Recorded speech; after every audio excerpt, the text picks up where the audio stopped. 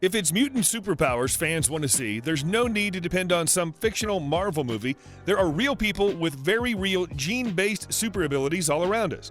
First, let's begin with the fact that mutations do not mean retractable claws or the ability to control the weather. In fact, these little genetic differences typically result in very minor changes and are often invisible. Mutations are the means by which nature adds new variants into the genetic pool. If these traits are advantageous, they're passed through generations until they become a normal part of a species' grander gene pool. Without mutations, evolution would not be possible. Species could never gain new abilities or attributes. For example, in our species' recent past, around 12,000 years ago, a single human had a mutation that gave him the superpower to drink cow's milk and not get sick, which was then passed to half the world's population.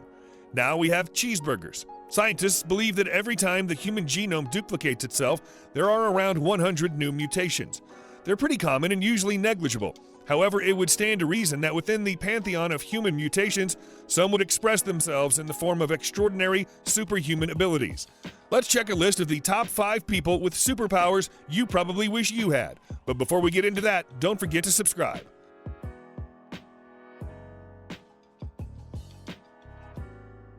Number 5. French SpiderMan. If you thought that the only way to harness the powers of SpiderMan was to endure a radioactive spider bite, think again. 54-year-old Alain Robert, also known as the French SpiderMan, is famous for his spine-chilling feats in urban climbing. Robert is famous for his free solo climbing, scaling skyscrapers using no climbing equipment except for a small bag of chalk and a pair of climbing shoes. Without any safety equipment to keep him from falling, Robert hoists himself hundreds of feet into the sky, scaling multi-story buildings in broad daylight. Among his death-defying ascents, Robert has climbed the Eiffel Tower, the Empire State Building, the Canada Square Tower, the Petronas Towers in Malaysia, and the Four Seasons Hotel in Hong Kong. Although urban climbing is not technically illegal, Robert has been arrested over 100 times for trespassing and causing public disturbances. Most recently, the thrill seeker was arrested after successfully summiting a skyscraper in London, the 662-foot-tall, 46-story Heron Tower. Though Robert flirts with death each time that he mounts a slippery, sleek building, he takes comfort in the knowledge that he is pursuing his passion and using his superpowers to do so.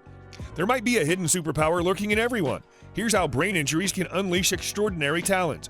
Because authorities did not normally give him permission for such dangerous exploits, Robert would appear at dawn on the side of whichever giant skyscraper he'd chosen to climb. His exploits attract crowds of onlookers who stop to watch him climb. As a consequence, Robert has been arrested many times in various countries by law enforcement officials waiting for him at the end of his climb. In recent years, however, Robert has done his climbs with permission and sponsorship. His rock climbing physical training and technique allow him to climb using the small protrusions of building walls and windows. Many of his climbs provide him with no opportunity to rest and can last several hours. He sometimes has a small bag of climbing chalk powder fastened around his waist. Number 4. Dean Karnazes. Dean Karnazes, named by Men's Fitness as one of the fittest men on the planet, is the real-life version of the Flash, only with better stamina. Karnazes was born in Inglewood in Los Angeles County, California, just southwest of Los Angeles, to Nick and Fran Karnazes, parents of Greek ancestry. He had 2 siblings, brother Craig and sister Perry, who died in an automobile accident at the age of 18. In 1976, as a high school freshman at San Clemente High, Karnazes joined the cross-country team under Benner Cummings. Cummings' running theory was that running is about finding your inner peace. His motto was "Run with your heart." That season, Karnazes was awarded the most inspirational team member. Karnazes also ran his first endurance event that year, fundraising runs on a track for underprivileged children, finishing in just under 6 hours and raising $1 a lap from his sponsors. While most students only ran 10 to 15 laps around the track, he ran 105, a full marathon. As an endurance athlete, Karnazes has submitted himself to some of the most physically and mentally grueling athletic tests imaginable. Most notably, Karnazes conquered a 350-mile run without stopping, a sweltering sprint through the 120-degree heat of Death Valley, and a marathon to the South Pole, where temperatures dropped to negative 40 degrees Fahrenheit. Though Karnazes has already built quite the running resume, he continues to search for new ways to challenge his mind and body. Recently, the super runner completed 50 marathons, one in each state, over the course of 50 consecutive days. There's simply no stopping those legs.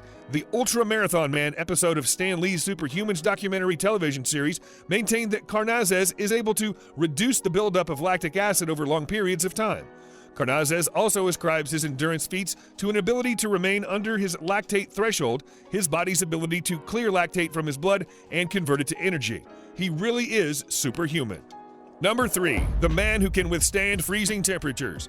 Using the Buddhist meditation technique, Tummo, Dutch daredevil Wim Hof keeps his body temperature steady while enduring extremely cold conditions. Hof, whose feats have earned him the nickname Iceman, has completed several marathons and climbed Mount Kilimanjaro in sub-freezing temperatures wearing only shorts. Hof holds 20 cold endurance world records, including at 1 hour 13 minutes and 48 seconds, the record for the longest ice bath. He set Guinness World Records for swimming under ice and prolonged full-body contact with ice, and still holds the record for a barefoot half marathon on ice and snow. He attributes these feats to the Wim Hof method, a combination of frequent cold exposure, breathing techniques, and meditation. However, skeptics question whether or not his identical twin brother's similar brown fat composition shows that Wim's tolerance of cold is mostly a result of genetics. Preliminary and proof-of-principle studies of Hof's method, as well as similar breathing practices, have shown that hyperventilating can temporarily suppress the innate immune response, as well as temporarily increase heart rate and adrenaline levels. Hof is the subject of the New York Times best-selling book, What Doesn't Kill Us, which tells the story of how the investigative journalist Scott Carney took an assignment supposedly to debunk the WHM, but ended up learning Hof's techniques. Hof has set the world record for the longest time in direct, full-body contact with ice, a total of 16 times, including 1 hour, 42 minutes, and 22 seconds on January 23, 2009. When exposed to cold, the human body can increase heat production by shivering or non-shivering thermogenesis, in which brown adipose tissue, also known as brown fat, converts chemical energy to heat. Mild cold exposure is known to increase bat activity. People have died while attempting the Wim Hof method. 4 practitioners of the WHM drowned in 2015 and 2016, and relatives suspected the breathing exercises were to blame. The WHM website advises doing the exercise in a safe manner and location. Not everyone can do what he does, and that's why he's on this list. And with that, it's now time for today's subscriber pick. Today's photo is sent to us by a subscriber. If you come across a photo online and want to know more details about it, just send it over to us. We might even feature it in a future video. Number 2. Richard Browning. The person in this picture is Richard Browning. He's an inventor, an engineer, entrepreneur, and speaker. He founded Gravity Industries Ltd. in March 2017, the company behind Daedalus Mark I, a jetpack that uses several miniature jet engines to achieve vertical flight. Browning uses his arms to control the direction and speed of the flight, whilst being shown fuel consumption among other usage data within the head-up display he wears inside the helmet. You might have heard someone else do it too. Yes, we were talking about Iron Man. Richard has been dubbed as the real-life Iron Man because of his amazing and fascinating suit. He achieved a speed of 32 miles an hour with the suit during a Guinness World Record attempt for fastest speed in a body-controlled jet engine-powered suit. Browning is an ultra-marathon runner and former Royal Marine reservist. He cycles to work and uses an exercise regime to drop his body weight to 72 kilograms. He was inspired by his late father, an aeronautical engineer. He really is our real-life Iron Man. Number 1. Even if you don't know the name Javier Botet, chances are you've seen his work if you're a horror movie fan. As you see in the test footage from the movie Mama, while a lot can be done with makeup and CGI, it's no replacement for the spookiness that comes from someone with the ability to bend themselves into ungodly poses. Botet suffers from a genetic condition known as Marfan syndrome, which affects connective tissue throughout the body. People with Marfan tend to be unusually tall with long limbs and fingers and have abnormal flexibility. Marfan is a spectrum disease, meaning that severe cases can lead to life-threatening defects in the heart and other organs. However, those with mild symptoms can live a normal, full, healthy life.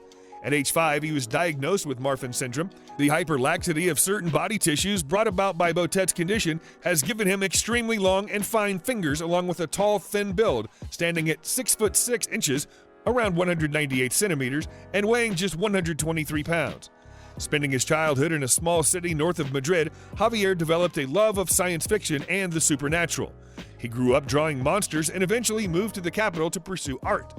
While there, he started getting interested in cinema and producing short films.